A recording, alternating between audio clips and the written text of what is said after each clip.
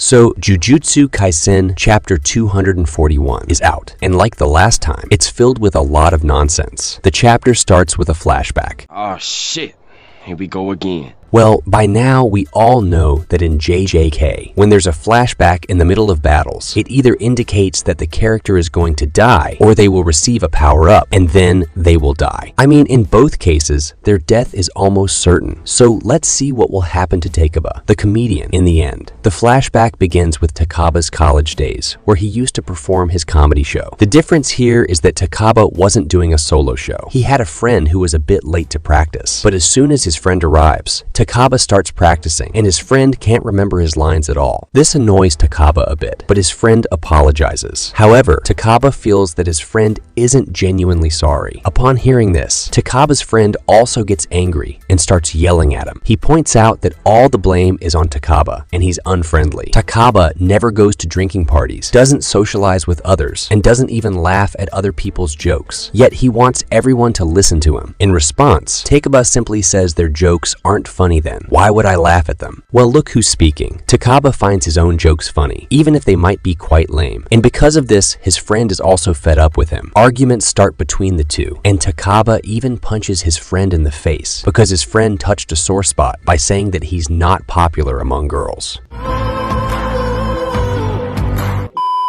His friend shouldn't have said that. He crossed a line here. And so this nonsense continues on for many pages. Takaba wants to realize from this flashback that if he doesn't laugh at his own jokes, how will he make others laugh? And then he tries to regain his confidence because he had seen even worse things in the past, where he received comments like break for his useless comedy and someone should kill him. Eventually, Takaba's friend gives up working with him because he was tired of it, because their other friends had good jobs, loving wives, and even children. But these two were still stuck. Then, scene shift, where Takaba stands in a funny outfit ready to perform. But he starts to wonder how long he can keep doing this, as he has essentially become a class clown, a role he had played since childhood. That's why he had no partner and no one to understand him, except for his loneliness. Well, now loneliness in Jujutsu Kaisen seems to be escalating quite a bit. Whether we talk about Gojo or Sukuna, we recently saw Kishimo in a similar state, and now Takaba is discussing the same issue. However, for Takaba, comedy used to be something that kept him away from loneliness. But now, in the end, Takaba looks back at his childhood self, questioning why he's doing this comedy in the first place. This realization makes Takaba understand what it means to become a comedian, recognizing his true self and accepting things. Only then can he become a real comedian. After this, the scene shifts to the present time, where we see Kenjaku, who is about to kill Takaba. But suddenly, we see Takaba bowing, surprising Kenjaku, who wonders what he's doing. Kenjaku realizes that Takaba's bow is a perfect dojiza, the Japanese way of showing a deep apology. Takaba's dojiza is executed flawlessly. However, Kenjaku dismisses these thoughts, thinking it's pointless because he was there to kill Takaba. But he was a bit mesmerized looking at dojiza's form. Achieving a form as perfect as Kenjaku's took quite some time. Now one may wonder, in front of whom Kenjaku had performed dojiza. However, the situation here was a bit different because Takaba wasn't begging for his life, but trying to rectify his mistake. In the beginning, the joke Takaba cracked didn't sit well with Kenjaku, and at that time, Takaba had blamed Kenjaku for it. But now, Takaba had realized that the fault was actually his, and he understood that being a comedian means making everyone laugh. And by everyone, it means that if 100 people are listening, all 100 of them should leave with a smile. There shouldn't be a single person who didn't laugh. After this, Takaba makes a promise to Kenjaku that no matter what happens, he will continue to make Kenjaku laugh. And now, this is Takaba's ninja way. Upon hearing this, Kenjaku questions whether Taba can really do it. Then, Takaba's face is shown, and his confidence has returned, which means he can once again use his curse techniques. We see Takaba getting excited, and Kenjaku's face is written with Waku Waku.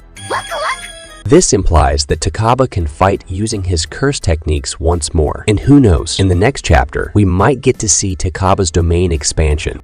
So, what's your opinion on this? Tell me in the comment section. And thanks for watching this video. If you like this video, please give it a thumbs up and consider subscribing my channel for more awesome videos.